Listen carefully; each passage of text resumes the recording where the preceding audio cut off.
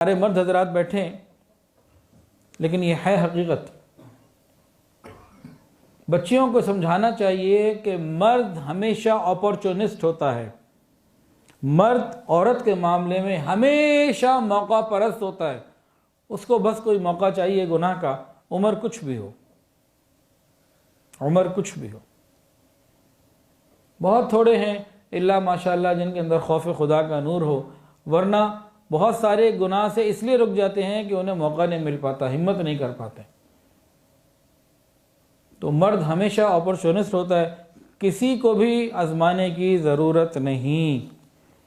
औरत को यही सोच रखनी चाहिए, अगर मैं बेपर्दा बाहर निकली, किसी से मैंने नरमी से बात की और किसी के दिल में मेरे बारे में कोई फतूर आ गया, कोई बात पैदा हो गई, इज्जत तो मेरी ख़राब होगी, क़यामत के दिन ज़िल्लत और रुसवाई तो मेरी होगी। सिर्फ दुनिया का मामला तो नहीं है ना, अल्लाह क़यामत के दिन की रुसवाई से हमारी हिफाजत फरमाए।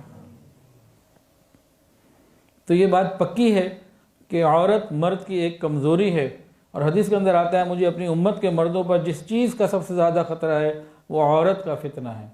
तो औरत को चाहिए कि मर्दों से अपने आप को महफूज रखे। नेक मर्द भी हो तब भी मुहताज ज़िंदगी गुजारे, किसी पर एतमाद करने की ज़रूरत नहीं। सेल फ़ोन जो है ना, इसको समझना चाहिए हेल फ़ोन। जब किसी नामहरम की कॉल आए, समझ लेना चाहिए कि मुझे जहन्नम से कॉल आ रही है, जहन्नम चाह रही है कि मैं जल्द से जल्द इसके अंदर पहुंच जाऊं। बहुत सारी औरतें, बच्चियां ये कह देती हैं कि जी हम तो सिर्फ बात ही करती हैं, हमने तो किसी की शक्ल भी नहीं देखी। ये बहुत बड़ा धोखा है। नामहरम से बात ज़रूरत के दर्जे में जायज़ है, डॉक्टर से करनी है, वकील से करनी है, घर में कोई चौकीदार है, दूध वाला आता है, कपड़े धोबी वगैरह आता है, या उलमा से मसाइल पूछने होते हैं, तो महदूद तरीक़े से बात जायज़ है। लेकिन कुरान मजीद ने फरमाया फ़ला तख़्वाअन बिलक़ौल, कि आवाज़ के अंदर लोच और नरमी पैदा ना करो कि अगले बंदे को जिसके दिल में मर्ज़ है वो तुम्हारी तमा करने लगे। फ़यत्मअल्लज़ी फ़ी क़ल्बिही मरज़ुन, और आजकल अमूमन मर्दों के क़ल्ब के अंदर, क़ुलूब के अंदर मर्ज़ है। आप सारे मर्द यहाँ बैठे हुए हैं माशाअल्लाह,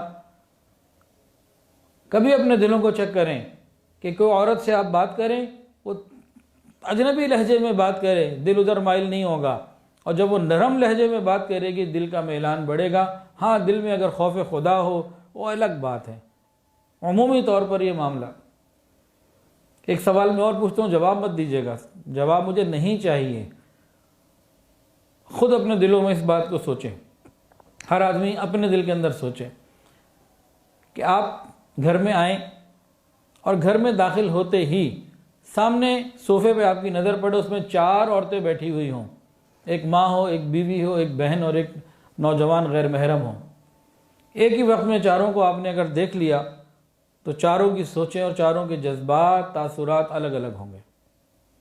माँ को देखने के जज्बा कोई और होगा, बीवी को देखने के साथ जज्बा कोई और उठेगा, बहन को देखने के साथ कोई और गैर महरम के ऊपर नज़र पड़ेगी तो जज्बा कोई और होगा। ये सीधी बात है, 2 जमा 2 वाली। इसलिए हमें चाहिए कि इस मामले में हम एहतियात से काम लें। जब भी किसी बच्ची को गैर महरम से बात करने का मौका मिल जाए तो कुरान के अंदर फरमाया फ़ला तख़्वाअन बिलक़ौल फ़यत्मअल्लज़ी फ़ी क़ल्बिही मरज़ुन। उसूल क्या हो गैर महरम से बात करने का? जो बात 3 जुमलों में पूरी हो सकती हो, चौथा जुमला ना बोलें। 2 जुमलों में पूरी हो सकती हो तो तीसरा जुमला ना बोलें। मुख्तसर से मुख्तसर बात और ज़रूरत की बात। हमारी गैर महरम से जो है ना वो नाराज़गी है अल्लाह की रज़ा के लिए। हमें उसको राज़ी करके क्या करना, हमें अल्लाह को राज़ी करना। होता क्या है कि जब भी नामहरम से बातचीत होती है उसके बाद फिर मुलाकात का दिल करता है। ये बातचीत तक बात महदूद नहीं रहती, और अब तो वीडियो फ़ोन ने इतना काम आसान कर दिया कि घर से निकलने की भी दोनों को ज़रूरत नहीं, वो सारा कुछ वीडियो कॉल पे होता है। सब कुछ एक से बढ़कर एक गुना वीडियो कॉल पर होता है। और जिस बच्ची का भी किसी नौजवान से, चाहे वो कॉलेज फेलो हो, यूनिवर्सिटी हो, कोलीग हो, कज़न हो, कुछ भी हो, नाजायज़ रब्ता हो गया, अब ये लड़के क्या करते हैं, उसकी वीडियो बना लेते हैं, तस्वीर बना लेते हैं, और बाद में फिर ब्लैकमेल करते हैं। वो बच्ची अगर किसी वक्त तौबा ताइब हो जाए, चाहे कि मैं अब इस गुनाह से बच जाऊं, तो वो जो उनके पास वीडियोस होती हैं फुल ब्लैकमेल करते हैं और उसको खुदकुशी तक भी मजबूर कर देते हैं। और जो बच्चियां ये समझती हैं कि ये जो लड़का है ये सिर्फ मेरे साथ इन्वॉल्व है, इसका रिलेशनशिप सिर्फ मेरे साथ है, ये कस्में खाता है मैं शादी करूंगा, मैं निकाह करूंगा, मैं आबाद करूंगा, ये सबसे बड़ा झूठ होता है। ये सारे के सारे इल्ला माशाल्लाह झूठे होते हैं। और ये सबसे बड़ा झूठ होता है कि मैं तुम्हें अपनाऊंगा।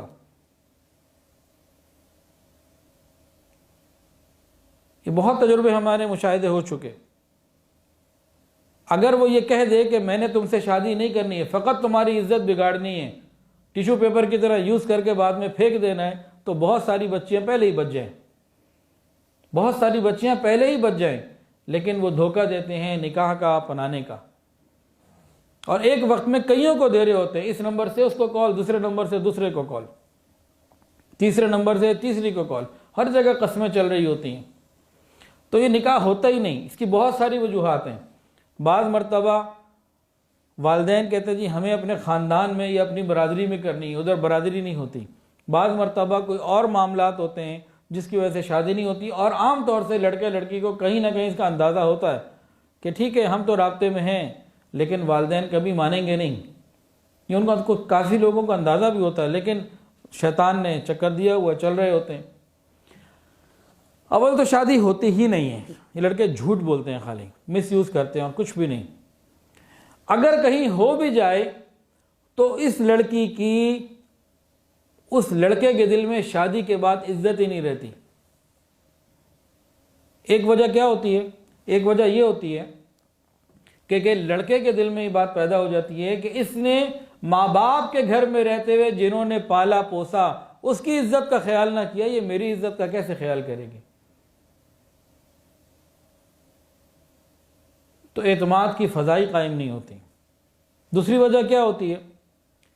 इस लड़के को जो कि हराम की आदत होती है, लड़की अंधी हुई होती है। जब शादी, अव्वल तो होती नहीं शादी, अगर हो जाए तो क्या होता है, लड़के को तो आदत होती है जगह जगह मुंह मारने की। और जब शादी के बाद लड़की को खुलता है कि जैसे वहाँ भी मुंह मार रहा है, वो मुंह वहाँ भी मुंह मार रहा है, फिर लड़ाई शुरू हो जाती है। इसके अलावा क्या होता है? अव्वल तो शादी होती ही नहीं। अगर हो जाए कहीं, क्या होता है? ये होता है कि शादी से पहले अगर लड़की के जिस्म से बदबू भी निकले ना, कहते क्या खूबसूरत खुशबू है, उसकी गलत बात की भी तारीफ करता है, उसे मतलब निकालना होता है। शादी के बाद वो गर्लफ्रेंड नहीं रहती, वो बीवी हो जाती है। जब बीवी हो जाती है तो कहते तो मेरे पाँव की जूती है। शादी से पहले चोरी करके, हराम करके या अपनी गुंजाइश में से कहीं भी उसके लिए तोहफे लेके आता है, मतलब निकालना होता है। और जब अव्वल तो शादी होती नहीं, अगर हो जाए तो बाद में कहते हैं जो मेरी तो तनख्वाह 20,000 है, मुझे तो इसमें सबको पूरा करना है, तुम्हारे लिए क्या लाऊं? तो वो कहती है कि पहले तुम मुझसे मोहब्बत करते थे, मेरी गलत को उल्टी को भी सीधा कहते थे, अब मेरी जायज़ भी नहीं पूरी कर रहे, तुम वो नहीं रहे। तो ये फ़र्क तो लड़का लड़की में आते हैं। इसके अलावा क्या होता है? इसके अलावा ऐसी बच्चियाँ अगर शादी हो के किस्मत से खाविंद के घर पहुंच भी जाएं तो सास और बाकी जो घर के लोग होते हैं उसको कभी बाइज्जत मकाम नहीं देते। आवारा, बच्चलन, जिंदगी भर उसका ये टैग लगा रहता है। जिंदगी भर इज्जत की नहीं होती जिंदगी।